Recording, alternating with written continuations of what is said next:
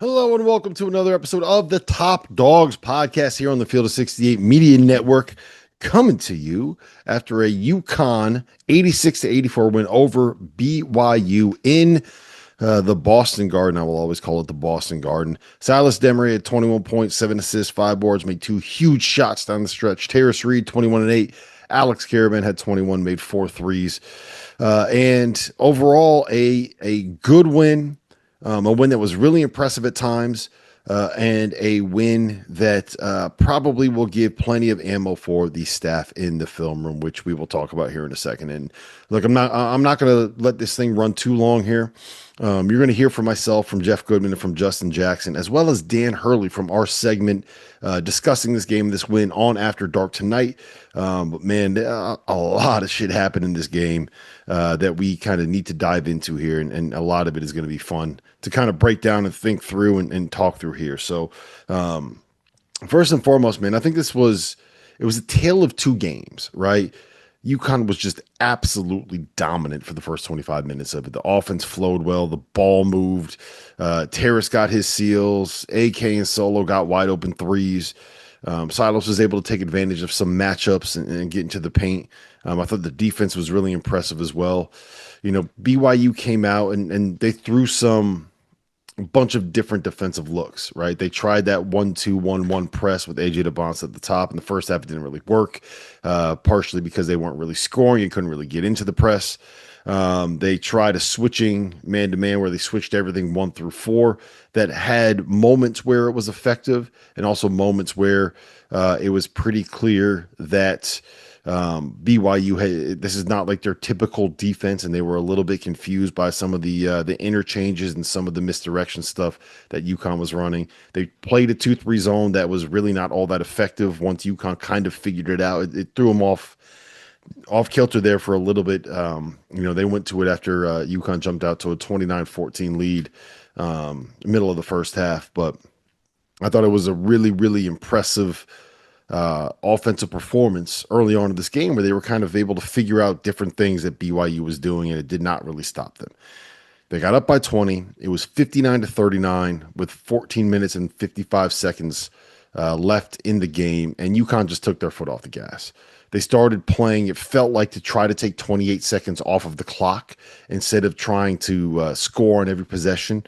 They let AJ DeBonce see the ball go through the basket a couple of times, and then he woke up, and then their press started to work, and then the crowd got into it, and their press started to work a little bit more, and then AJ got going, and he went into full-on unguardable mode, and then he started making shots would let them get into the press, and then the press started working, and UConn was thrown off by it, and it looked like it got shook a little bit, man. Like a couple guys, I think Malachi and Jalen specifically, looked like they were kind of struggling with the size of the moment that we were dealing with in that game. So luckily for UConn fans, Silas Demary was there. He made 2 impossibly huge buckets late in that game. Terrace Reed made a couple of monstrous free throws. Solo made a couple of really, really big free throws, and UConn did just enough to escape, thanks in very, very, very large part to a late turnover from point guard Robert Wright. There's a lot of things that I want to kind of dive into on this. I'm having a very difficult time organizing my thought process as we put this together because I'm still kind of reeling from the come down of the stress that was the last 15 minutes of that game. But I think first and foremost, my single biggest takeaway coming out of this is that Silas Demary is that dude, man. He is a bad, bad motherfucker. And I was a little bit, I don't want to say concerned, but I was a little bit like, okay, when are we going to see him go into full Silas Demary mode? And I said this on the last episode of Top Dogs that I thought that this could end up being the game where he has his moment, right? Because of the way that this kind of played out and because of the fact that, he was coming off of the calf injury. He didn't play in the exhibitions. He was trying to work his way back into shape. He's trying to be a little bit more of a facilitator. And they're playing by game competition that he was a little bit more in let the game come to me mode. And I think we saw what he can be tonight, man. God damn, is he a player? He is quick. He is explosive. He's patient and poised when he gets to the spot that he's trying to get to. I wish that he was just a little bit more aggressive at times throughout the game. But I also understand why he is not. He's trying to do what Dan Hurley and the staff is asking him to do. Uh, I wish that he was a little bit more aggressive when BYU was in the midst of making their run, especially when attacking the press. But like, I get it, man. He's trying to figure out exactly what the staff wants from him and when they want it from him. And that's a little bit of a difficult process to kind of get used to and adjust to. And it always takes a little bit of time with a transfer, especially at the point guard spot. So it's nice that they can kind of work through some of those things and figure those things out while also finding a way to be able to beat the potential number one pick and the number seven team in America in Boston, and still have things that they can figure out and work on along the way. I thought he was incredibly impressive. Again, the two buckets he made down the stretch were just so strong and so important.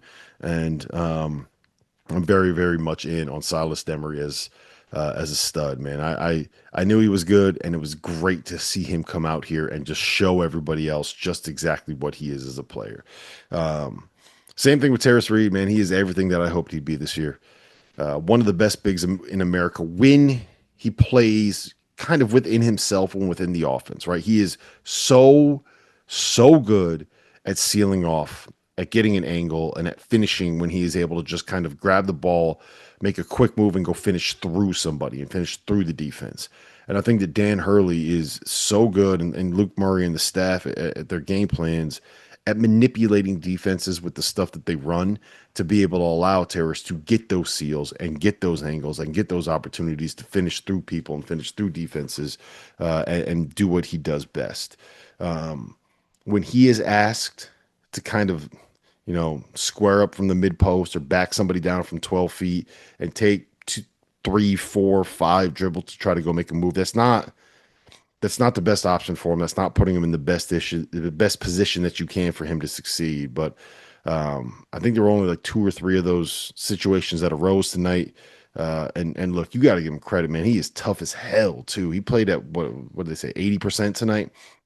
Banged up a little bit late in the second half, played through it. He is a warrior, man. He is everything that you want a UConn big guy to be, and it's great to see him having this kind of success. And it's great to see Alex knocking down some threes too. He played confident, man. He knocked down some threes.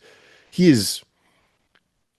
I really like the situations where you put him on, either whichever forward is the lesser of the offensive threats, and give him opportunities to, when some of those screens get set, switch on the smaller guards. I think he's much more effective switching onto someone that's shorter than him because he has like a 7 foot, what is it, 7'4" wingspan at 6'8".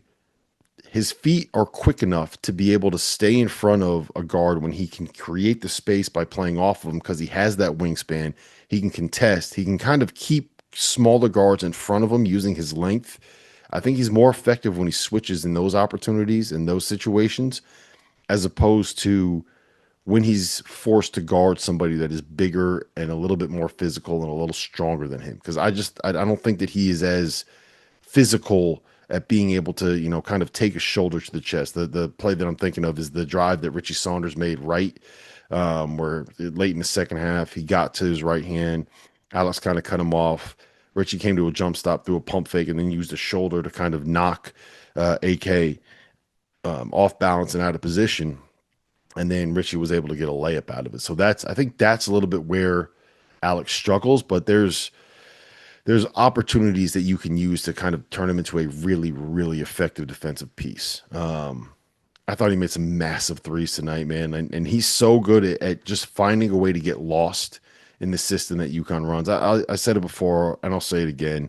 When he is like your fourth or fifth guy, he's the best role player in college basketball. I think him and Kylan Boswell at Illinois are the two best role players and glue guys in the sport that just make everything else work when they are on the floor with the talent around them.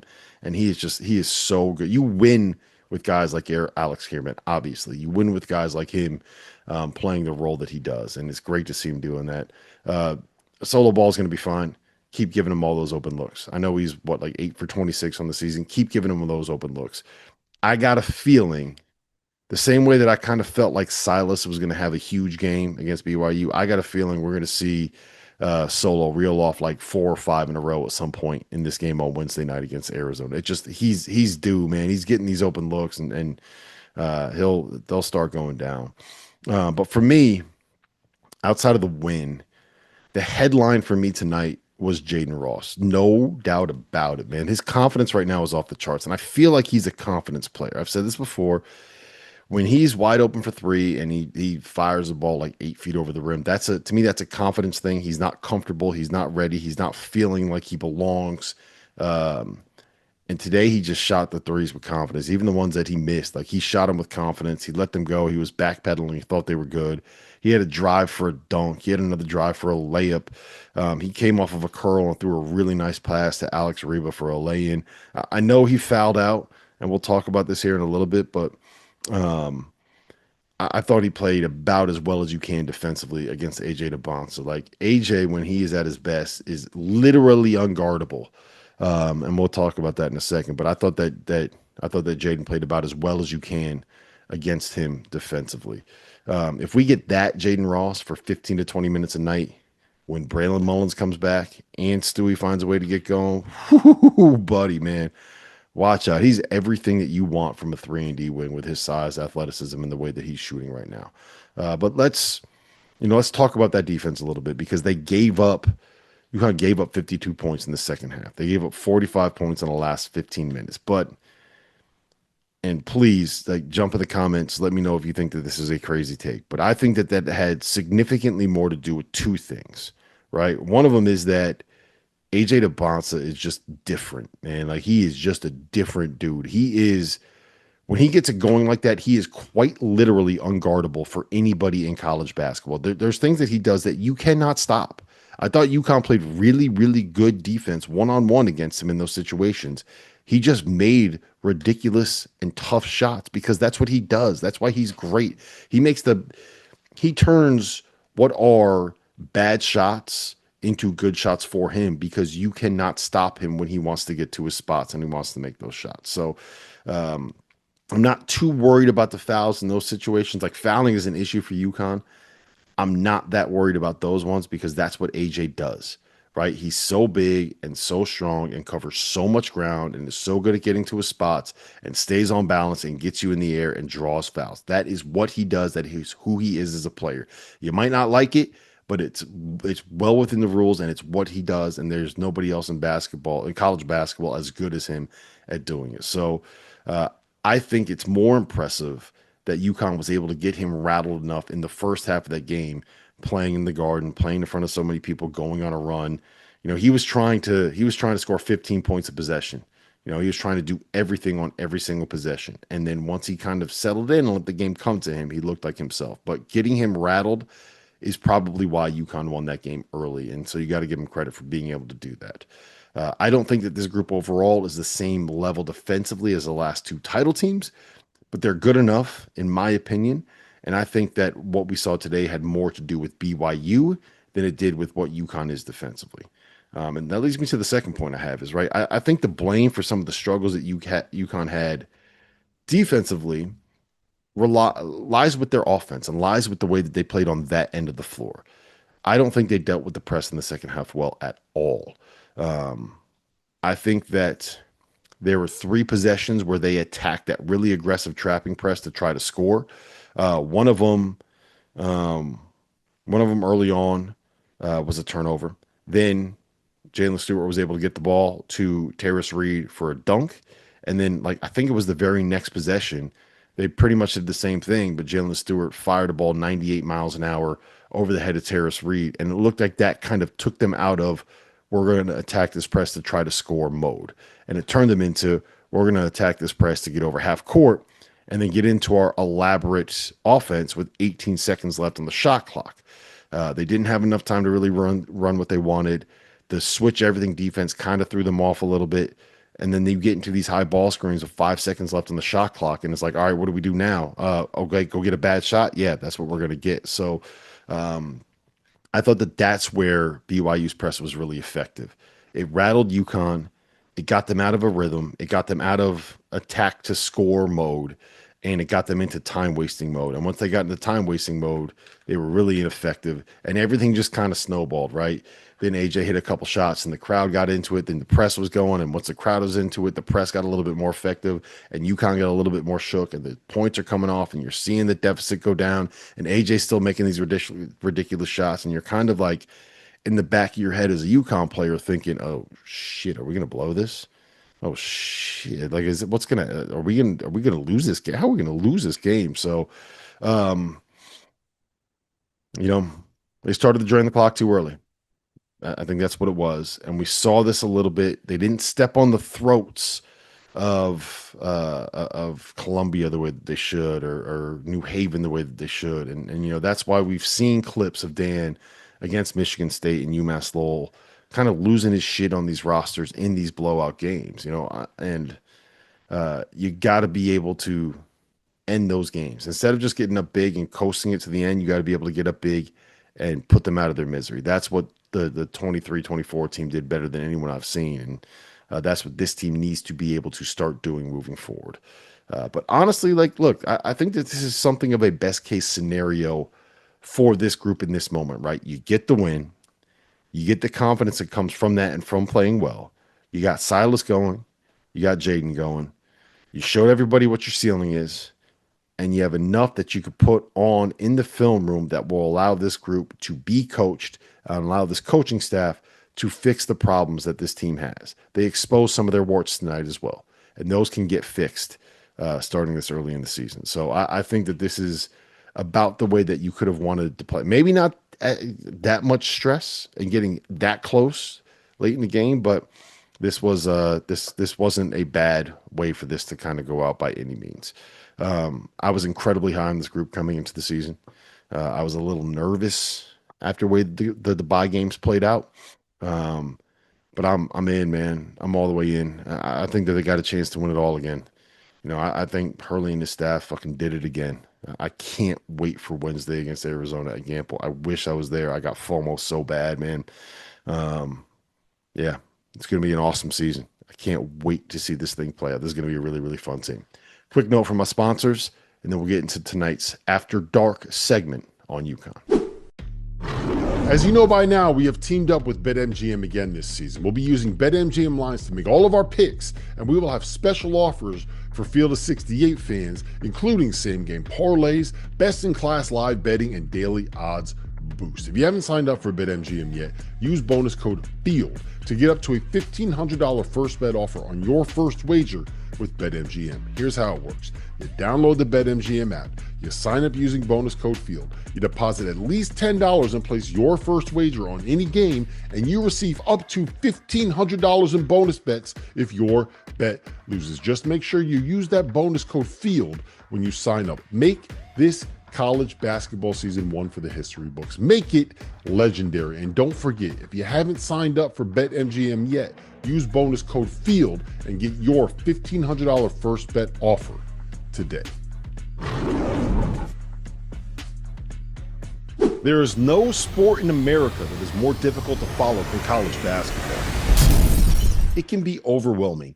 That's where the Field of 68 Daily comes into play.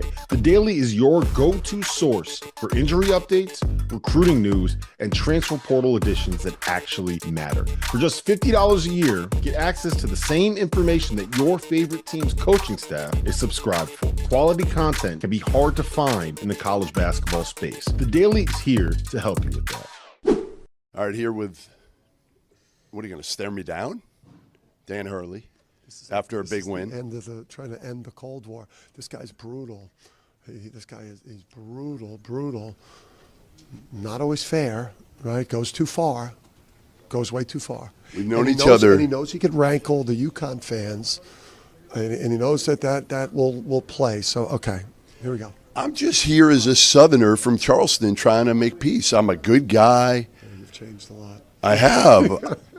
So, all right. Anyway, I'm ending my Field of 68. You are what is officially, it? Bobby. Are we in embargo? Yes. What do you call it? Until Jeff what goes too far again, and he goes personal.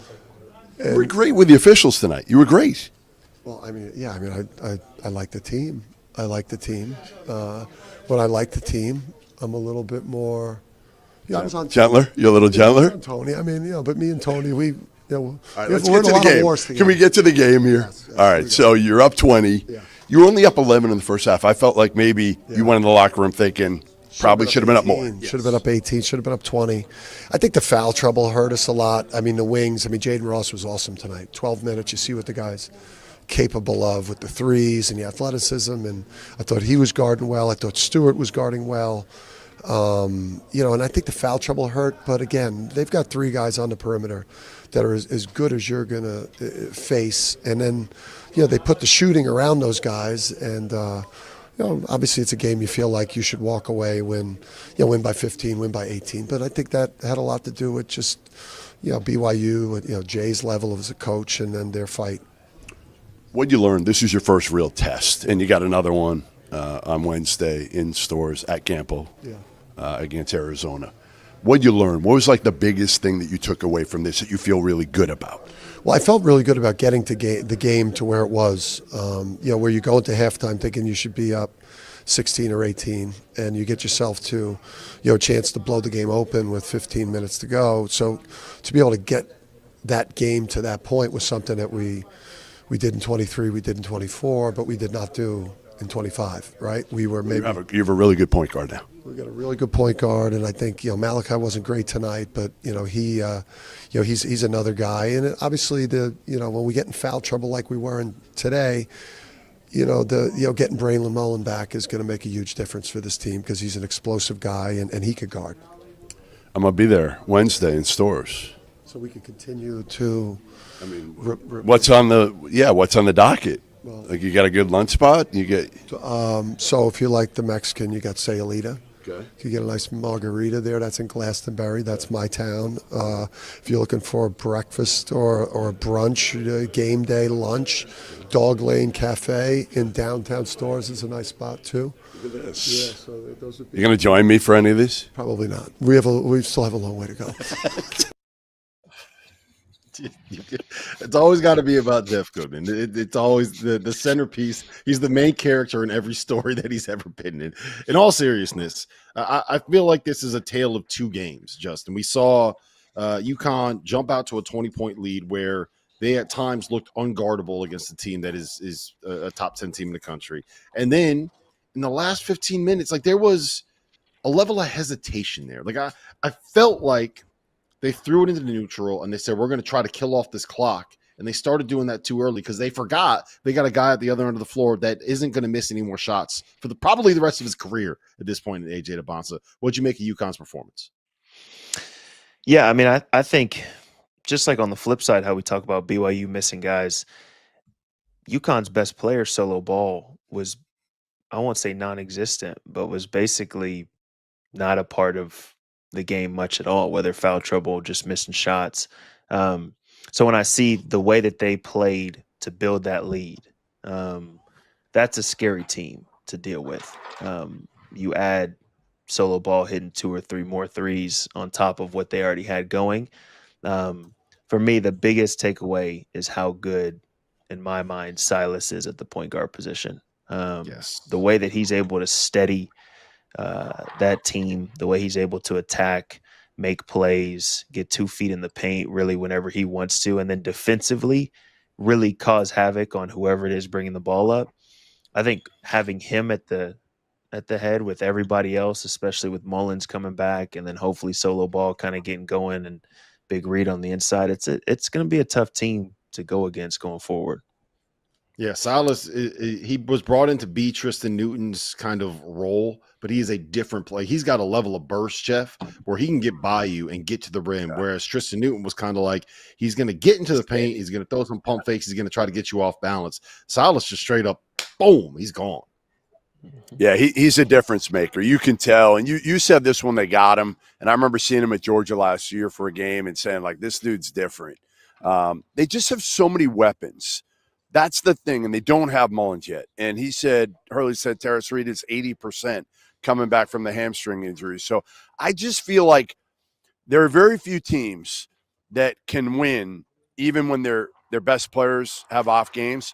I feel like UConn's going to be one of those teams. Justin, I want to ask you this because you've probably been through this enough where you were up 20 in your career. And that was the case tonight with UConn. And how real is it that, like, those 20-point leads, you start to, I don't know if relax is the right word, but, it looks a little bit different, right? In terms of, again, keeping your foot on the pedal. Yeah, I mean, it's just the importance of each possession kind of goes down the bigger the lead goes. So there's a difference between being up 5 and then scoring a layup, and now you're only up 3, as opposed to you're up 20 and you get backdoor layup. Now you're still up 18. In your mind, it's easy to relax. I think with this UConn team and the way that Hurley coaches, the way that they built the lead was all in their execution. And so once you relax a little bit, that execution kind of takes a step down. Right now, all of a sudden, all of these slip screens that they're setting, you're not necessarily running up as close to the guy to really get them to try to figure out who's switching. The screens that big fella's setting, he might not be hitting them as much as he was early on. So it is tough. I think it's just human nature. Whenever you build up a lead like that, to kind of say, okay, you know what, I can kind of chill a little bit. But to y'all's point, when you've got a guy like AJ on the other side that can single-handedly go on his own 12-2 run, you can't do that too often.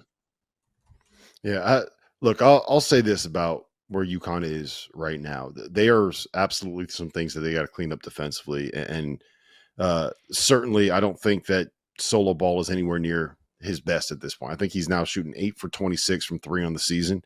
But when you get this Terrace Reed, and when you get this Alex Caravan, and when Silas is going to be as good as he's been, like, that'll solve a lot of problems for you just by the simple fact that that trio will make you very, very, very difficult to guard.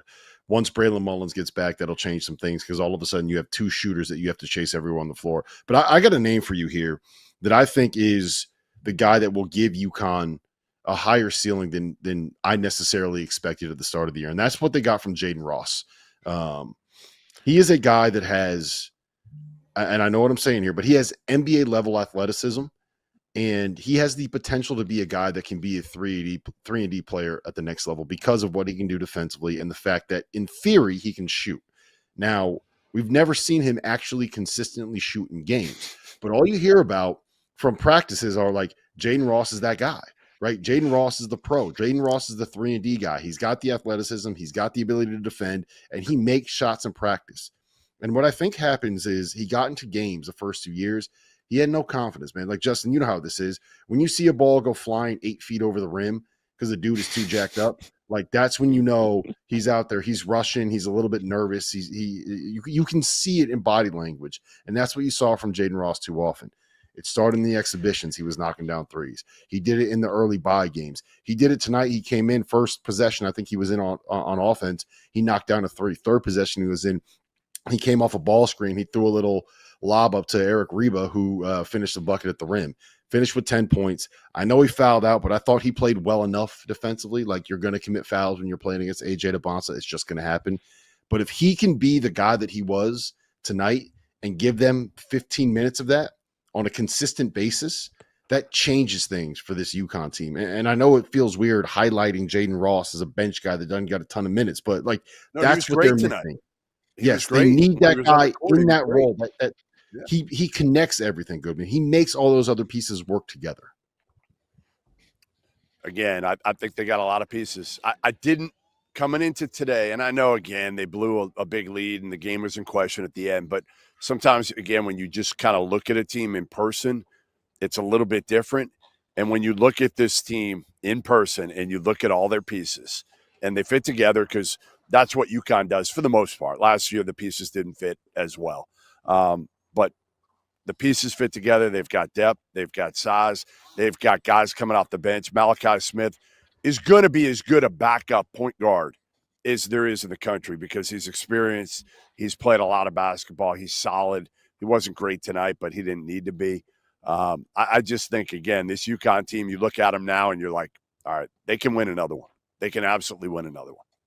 Yep. All right. So that's what I want to hit you guys with. Now, we've seen most of the best teams in the country have a really big test here at this point this season. Tomorrow we'll see Houston play Auburn, so we can talk a little bit more about Houston tomorrow. But we've pretty much seen everybody that is really in that title picture have a significant test at some point this season. Where does UConn shake out kind of in that hierarchy? They were preseason, I think, number 4, right? And they moved up to number 3 now. Justin, where do they kind of rank in that hierarchy for you for national championship contenders? It's hard for me not to put them 1 or 2. I'm gonna be honest with you. With just to Jeff's point, with the amount of pieces that they have and the way that they fit together, I'm gonna double down on it. I'm always a guy. You got to have a big to control inside in college basketball. You have to. But then outside of that, you have to have a shot maker, and this team has so many of those across the board. You see like in Florida last year with the way that they won. Obviously, their front line controlled everything on the inside, but then you had a guy like Walter Clayton that when it came time to make shots, he was the guy to go make shots. Majority of the time, he was the best shot maker on the floor. With this team, you have 2 or 3 of those guys that could be some of the better shot makers on the entire floor. Doesn't matter on either side. So I'd say 1 or 2. I'm also somebody that I need at least to see 10 games really to say it's too early. Okay, this is it. It's too early, isn't it? I mean, it's hard. I know you want to ask. No. Hold on. This is the field of 68, man. This isn't your final exam. We are here to give hot takes. We're here to make bold predictions. We're here to completely overreact to everything that we see in the minute. That's what we do, Goodman. That's what this company is. Rob just wants this. Hey, Justin, Rob just wants to be able to get a clip from you to make you look stupid in about a month. Hey, and there's no way of avoiding it right now. I'm going to make Justin look smart. I'm sure I've done that plenty. 1 or 2. So Justin said UConn is 1 or 2. He's going to look smart. 1 or 2. I just want to make Goodman look dumb. No, but in all seriousness, has anything changed about your opinion of them, Goodman? Yes. That's what I'm saying is like coming into this, I wasn't sure that UConn was in that upper tier yet, and they may not be there today, but they're going to be there. That's kind of what you kind of glean from watching them in person tonight and probably watching them on TV tonight. And again, BYU, I don't know if BYU is a Final Four caliber team, but their top 3 guys are really good. I would have loved to have seen them with Kada healthy in the second half and with Kennard Davis playing as well. But yeah, I think this team is absolutely in that top tier. I don't know how many teams are in that top tier right now. They're probably more than 1, 2, or 3. I don't think there's a lot of separation between some of these teams right now. I think they're honestly, we can go through it, but there's got to be a half dozen, 6, 7, 8 teams that I think are in the top tier right now. Yeah, we'll be able to have that conversation quite a bit in the next week. I'm very relieved to see this performance from Silas. He was playing with the handbrake on the first couple of bye games, coming off of a calf injury. So he was kind of working himself back into it, but he looked every bit the part of the guy that I thought would be the most impactful transfer in the Big East this season. So that I know relieved a lot of stresses for UConn fans.